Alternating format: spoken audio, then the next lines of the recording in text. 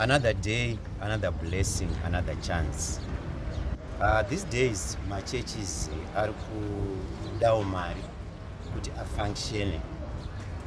Mari dzacho dzinoshandawo kubhadharawo marentals kune vasati vane mabuildings, dzinoshandawo kupa system, vamwe vanodawo data, kune vamwe vashandi vanoshandirawo ministry full time vanoda mari dzisingakanganwe futi upkeep yemunhu wamwari. But I believe kuti mari yema-offering, yema-tithes, ma-donations, even yema-pledges should cover that. Kune dzimwe mari dzatakungopa mazita akasiyana siyana tichicollecta mumachurches, hatisi taakuzviwanza here.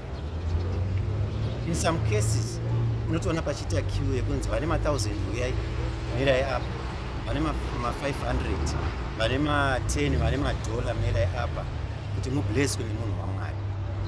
Ko iyo chembere yekwachiwi, shirikadzi yekwachiwi, nenherera yekucholocho isina kana dhola inotobuda kaisinawo blessing here.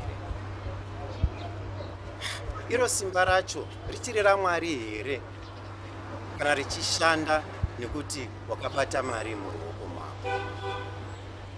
Tichiri kuita zvekunamata here zvichiri zvechechi here kana kuti we are now running business entities in the name of the church?